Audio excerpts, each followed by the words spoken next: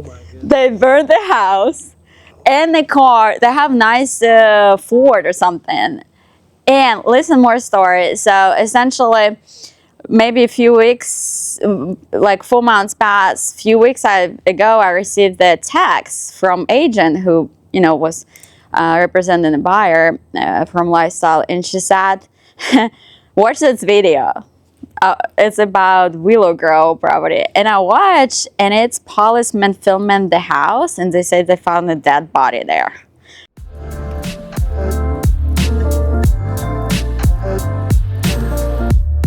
Hey, what's up guys, and welcome back to the channel. For those of you that are new, I'm Hard Money Joe. I've been in real estate since 2017. We've pretty much done it all from flipping to wholesaling, and now we're lending. So we lend capital to other investors.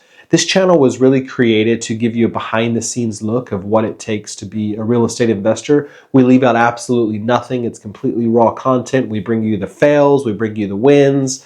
So like and subscribe now, guys, and we're going to have a ton of investors on this channel. Stay tuned for this one. I think you're going to be really blown away by some of these stories that Kateryna has. And if you want to do a follow-up on her story in this house in particular, drop a comment below, guys. So tell me a little bit about this deal, Kat. Where'd you find it? And kind of what are your numbers on it? Yeah. We got it from a real estate agent. He's fairly new in the business. He's actually a contractor himself. And we did a text campaign, and he responded, and he was asking 220. Okay. And house was approximately 3 to 310 on the RV. One sold for 320, same layout, because all bathroom is bathroom upstairs, only half bath downstairs. And I pretty much jumped really quick because kind of knew it was a great opportunity. I asked him to meet here, walk here, and then obviously tried to build a report. I like, well, what if I give you 200? Yeah. And he like, well, just throw a little bit more, and okay. Because I have already 200 offer. And I'm like, okay, great. I guess I need to throw a little bit more, test the water, send 2 or 3. He like, a little bit more. I like, what this will be a deal? He like, 207. I'm like, okay, great. Let's do 207. Let's go. 220 to 207. Yes. Okay. Got it. Take a look at the rehab. Give him right away $5K non-refundable. Usually I don't do it, but because I really like a house, and he didn't even pay attention to that. So later on in the, after a few days, he was like, "Oh, you deliver $5K to title?" Like, yeah, I'm that serious. You're like, I love working with you. I'm like, yes, let's go. Yeah, so basically what happened, it's used to be occupied by tenants. The seller used to live here. He went to jail, and he need to rent it out. And then he put here handicapped people, and they trash it out because obviously it's hard to maintain them. And I surprised on the second story, they used to lift themselves up with hands. I'm like, wow, that's insanely uncomfortable. So they probably live like mostly upstairs. Yeah. And story of handicap. right, and they have cats here too. Okay. So that was flooring wasn't as bad, but it was wood flooring. LVP was stink so much. Yeah, so we take it out. So you just redo LVP all in here? Yeah. We'll do LVP all over throughout. Keep the top? Yes. Okay. And then LVP in the front room? Mm-hmm.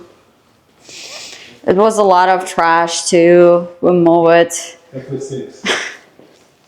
Yes, of course. It seems like it's a newer build, probably 2008, 2009? 2016. Oh, wow, okay. So it's only 8 years. That's why I know it was a great opportunity. And it's a great area. You don't come across this kind of deal very often. So all the majors are fine. Yeah. Your AC, your plumbing, your electrical, your foundation, your roof is going to be brand new. So no majors, all cosmetic. Yeah, at all. It's just paint, LVP, paint cabinets. Yep, maybe put some hardware on the cabinets. Yes.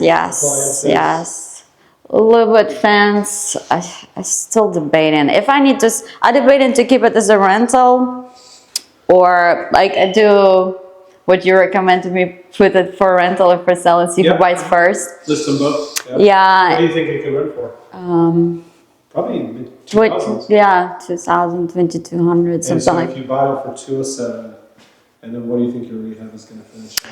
I supposed to wrap it up everything like below $15,000 because I pay for labor 7,000. I pay for trash removal 1,000, and I think for material I'll probably spend another 5. Okay. Not bad. So you're into it for 220 something. So if you're in it in the mid 2000s and it appraises in 320, Yeah, then you should would be able to get great. most of your cash back out. Yeah, that would be great. That's what I tried to do. I bought to my previous deal.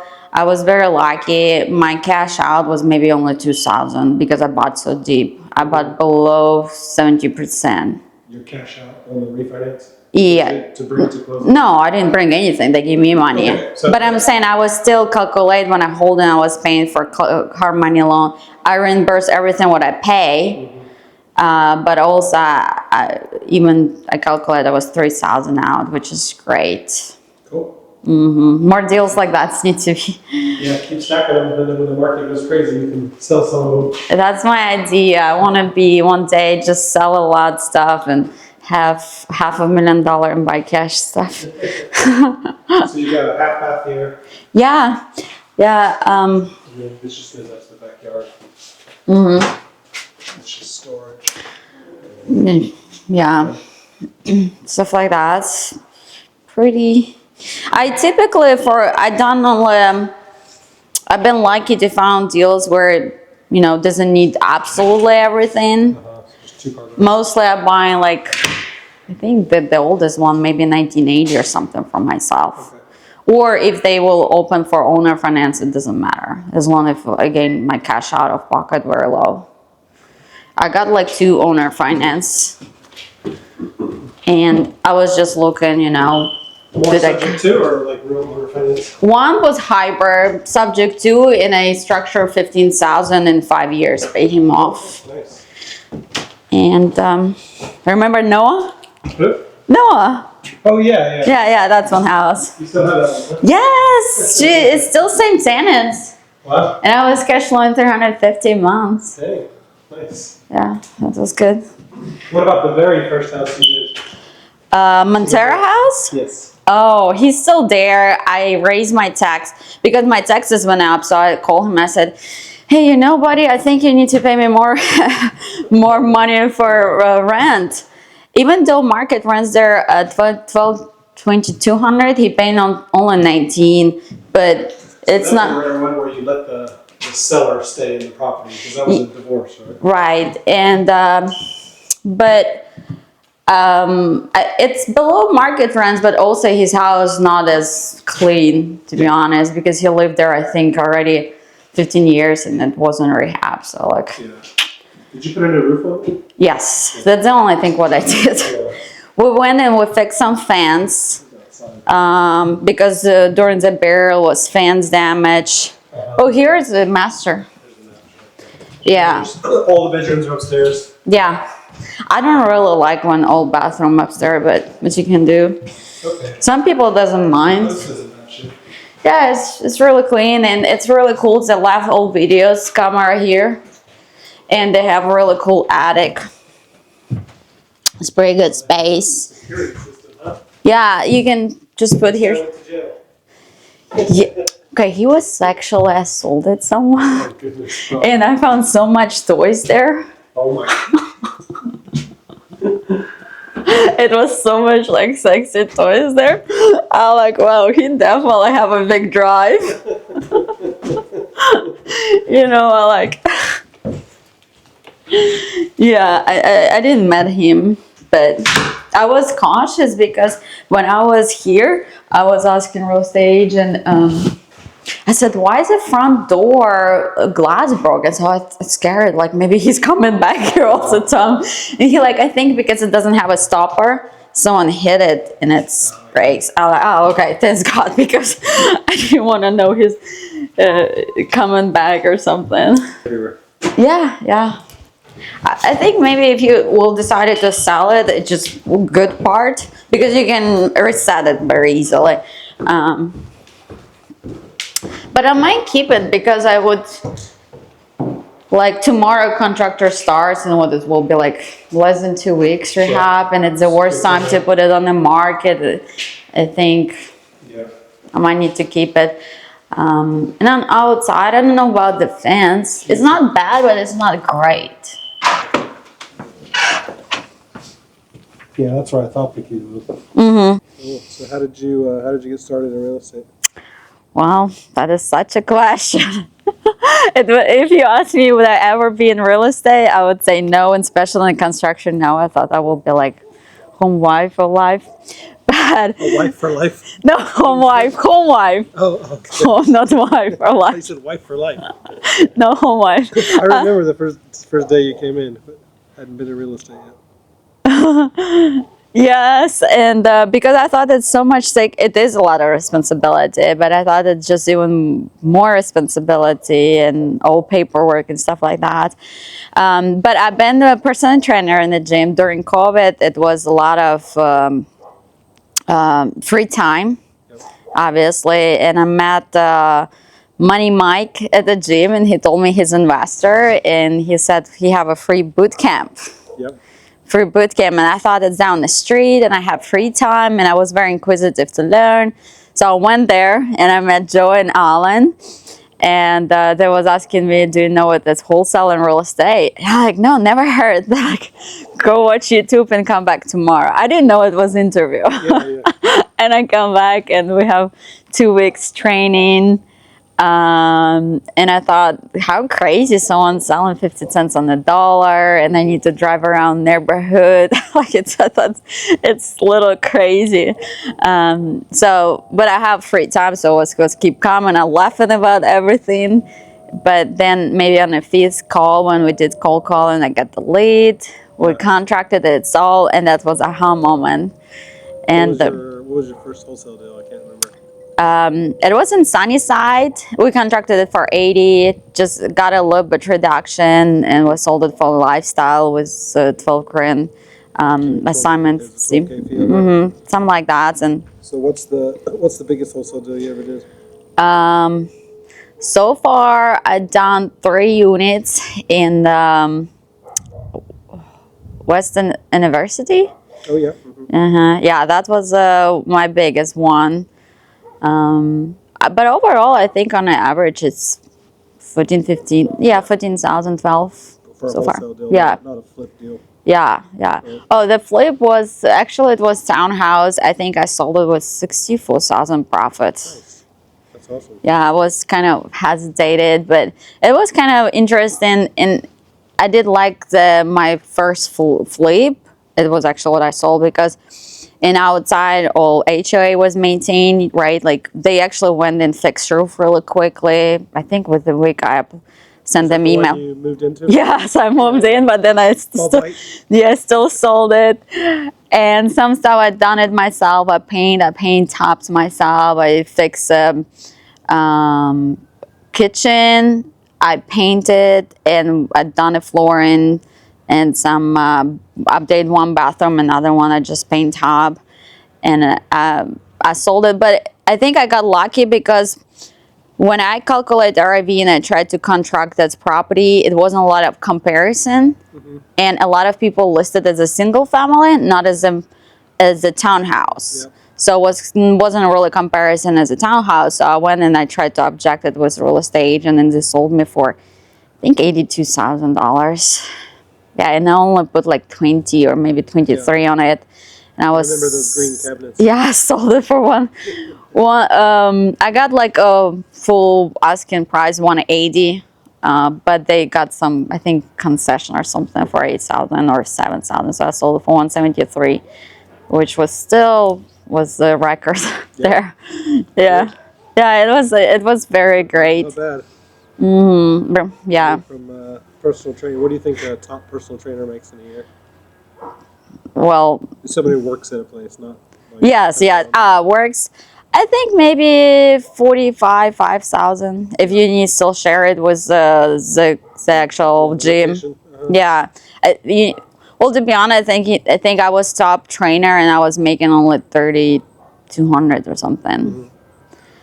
Was glad you got into real estate, even though it's stressful.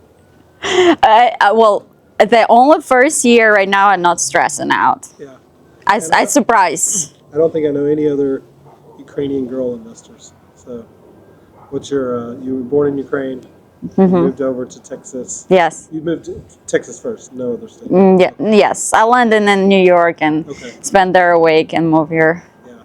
Probably never thought you'd live in Texas when you were little. I thought it was full of cowboys. Oh, well, yes. It definitely wasn't a dream place to live. Yeah. I wasn't used to like fashion, so I like, what the hell am I gonna do here in Texas?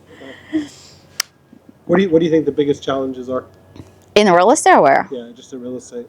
Like on a day-to-day basis, what do you think is the most difficult? For investors or for you as an investor? Is it finding leads? Is it kind of scared to make that first offer with the price that you need it at? Where do you think is the biggest? Yeah, I think it's an action. Because sometimes it happens to me, when I take a break and I need to come back to that, you kind of like, oh my gosh, I need to do another call, and you kind of a little bit hesitated, or you need to send them offer and you think what they respond, and you're a little bit hesitated to do so but when you've done it so many times, obviously not anymore, but in the beginning I can see it would be hesitation. Yeah, and getting outside of your comfort zone. Right. Yeah. What do you think some advice, if you were going back to the girl that first walked in and hadn't heard of wholesaling, what's some advice that you would give to a newer investor? I think try to consume as much more information, listen, because I think you build a rapport when you listen. And then maybe know a little bit of human psychology. Like, I think that's business. It's obviously like people business. So, and you do business with who you like. And you notice you try to be just solve the problem for people. So you have to understand intelligent, right? You need to be emotionally intelligent.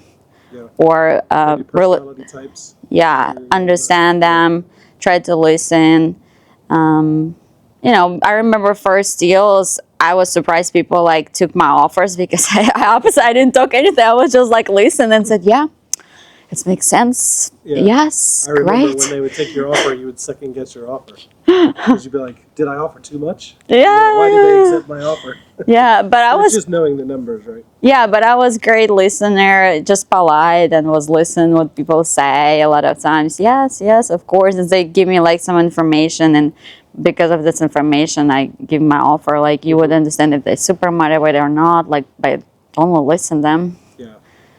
And you think mostly it's really just been building rapport, being yourself with those agents, and then they like you, so they start referring business to you, and then they come back and they give you more deals.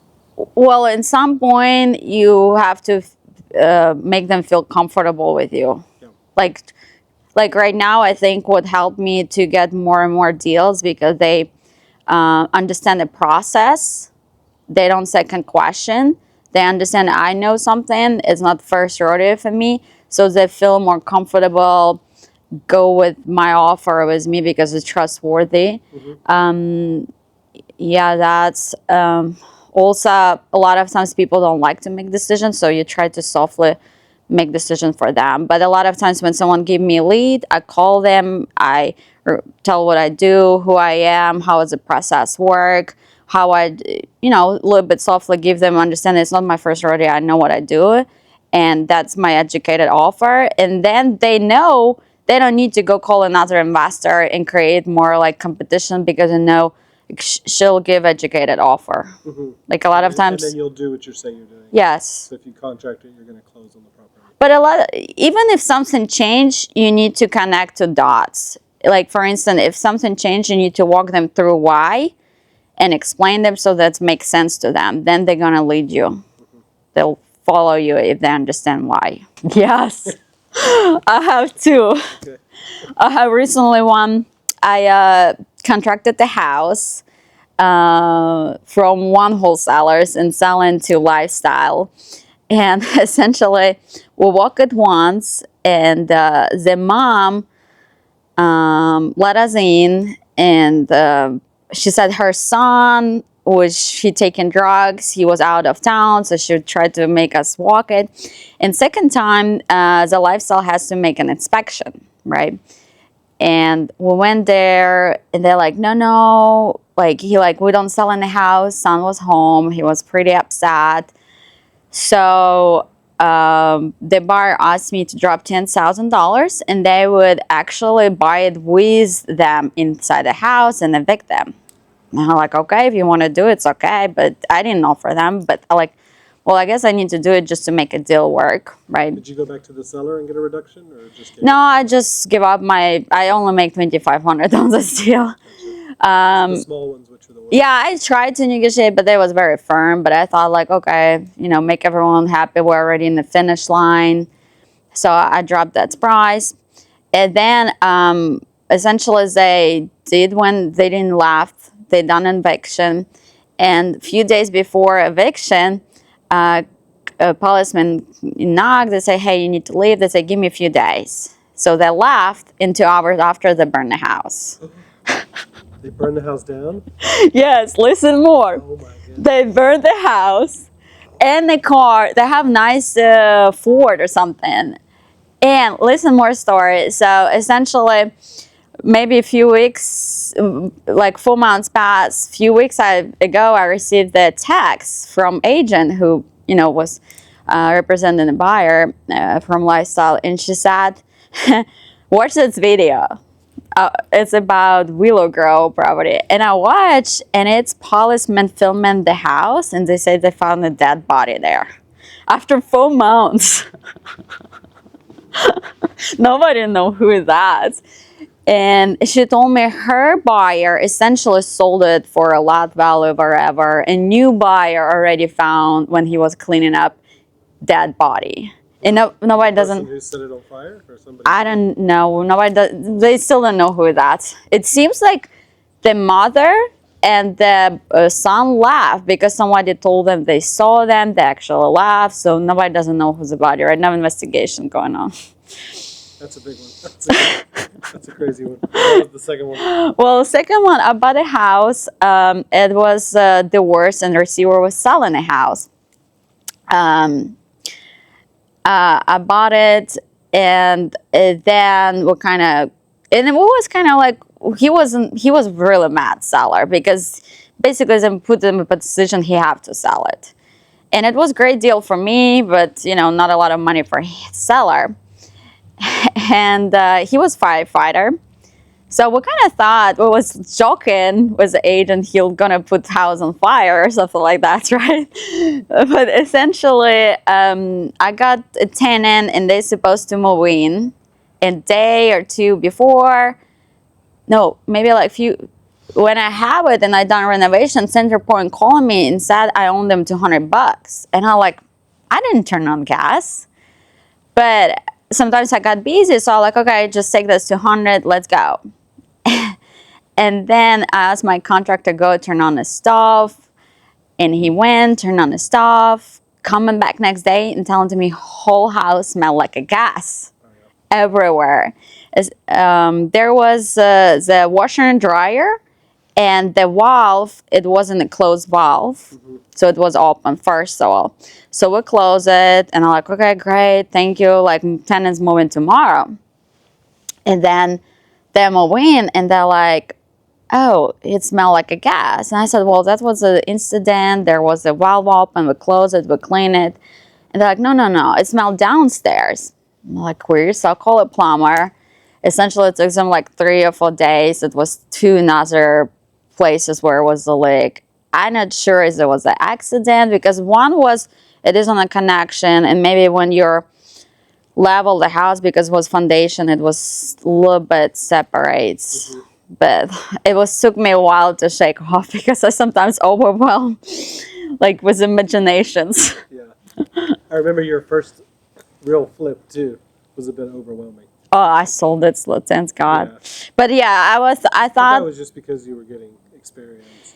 And no, it was a little aggressive because I thought, because you also was telling to me you learn by creating an action. So I thought I'm gonna buy this house which need everything. I'm gonna convert garage to another room, fix every single major. And then I find out one mistake, which I done multiple time mistake, but it didn't hurt me that much. I never measure house when I buy it, and then I find out it's different measurements. Yeah, it's sometimes when it's like 50 or 100 square feet, it's not as painful, but when it's like 300-400 square feet, that's painful. It decreases the value. Yeah. That's a good point. Always measure. Yeah, always measure. That's something what I think people need to definitely keep in mind. And what do you think your future holds in real estate? What are you got planned? Are you going to move to a different asset or? Yeah, eventually. I think so far my goals are just build some cash reserve. It will be even easier to do real estate when you have more cash reserve.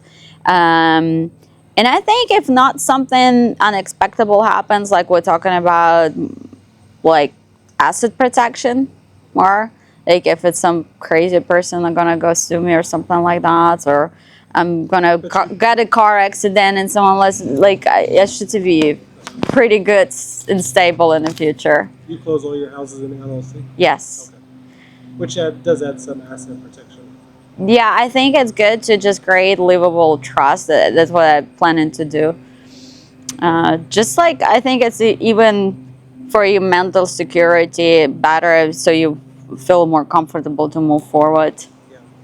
Okay, awesome. Yeah, when you're figured out, once you finish the rehab and figure out what your strategy is on this one, we'll come back and film it, whether it's being sold or whether you got it leased out. I think it's going to be like in a month or two, because I think it's a great house and some action will be here. Because I do plan to lease it. So yeah, no, I think it's